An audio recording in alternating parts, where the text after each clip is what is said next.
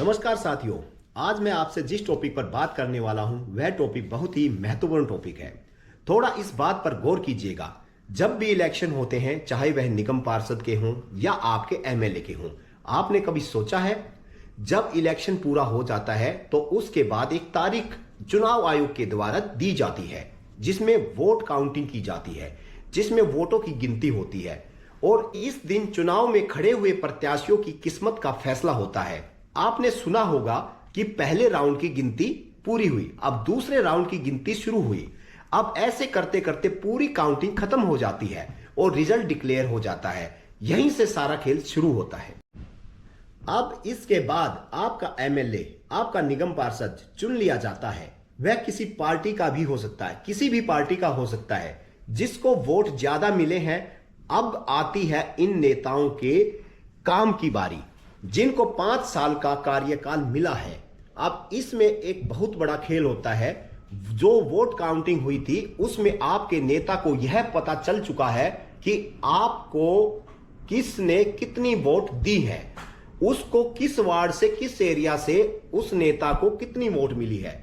उसको हर एरिया के वोट का पता होता है कि मुझे इस वार्ड से, इस एरिया से इतनी वोट आई है। अब मान लीजिए आपका एमएलए एक किसी भी XYZ पार्टी का है। अब उस एमएलए को किसी एरिया से वोट ज्यादा भी आए होंगे और किसी एरिया से कम भी आए होंगे। ऐसा तो हो नहीं सकता कि उसको सभी एरिया से ज्यादा वोट मिले होंगे। कुछ लोग उस नेता या पार्टी के मैनिफेस्टो से खुश होंगे और कुछ नाराज होंगे। लोकतंत्र है, सबको अपना नेता चुनने का अधिकार है। कुछ उसको वोट देंगे, कुछ दूसरी पार्टी को वोट देंगे। जीत एक की ही होनी है। अब यहां पर आती है भेदभाव की रणनीति। अब जो प्रतिनिधि चुनकर आया है वह यहां पर असली गेम खेलता है। उसको पता है किस एरिया से उसको वोट नहीं मिले हैं, तो वह उस एरिया में काम करना बिल्कुल बंद कर देता है। वह उस एरिया में काम करता है जिस एरिया में उसको ज्यादा वोट मिले हैं।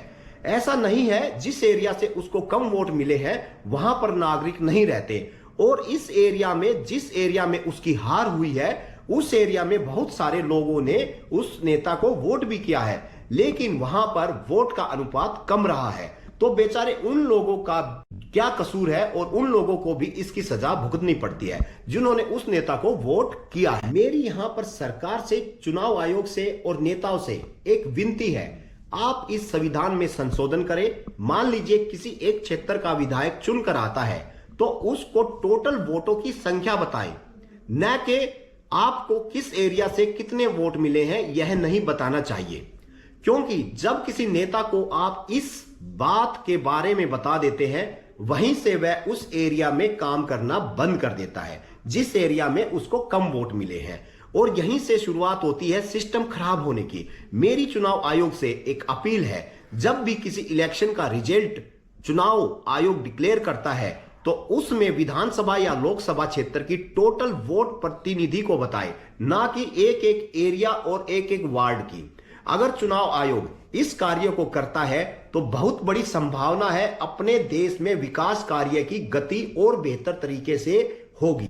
अब यहां पर कुछ हमारे साथी यह कहेंगे और हमारे कुछ नेताओं का यह भी मत होगा कि यह प्रणाली ठीक नहीं रहेगी, क्योंकि हमें पता कैसे चलेगा कि किस एरिया में जनता हमारे से खुश है और किस एरिया में हमारे से नाराज है, ताकि हम उसमें ज्यादा काम कर सके। तो भाई हाथ जोड़कर विनती है, 1947 से 2026 आ गया है, यह धारणा नेताओं की आज तक नहीं बदली है। वह अपनी खुंदक निकालते हैं जिस एरिया में उनको कम वोट मिलती है। तो अगर देश का विकास चाहते हो तो सबसे पहला कार्य चुनाव आयोग और हमारे संविधान का यह होना चाहिए कि चुने हुए प्रतिनिधि को टोटल वोटों की संख्या बताए, ना कि एरिया एरिया की वोटों की संख्या। धन्यवाद।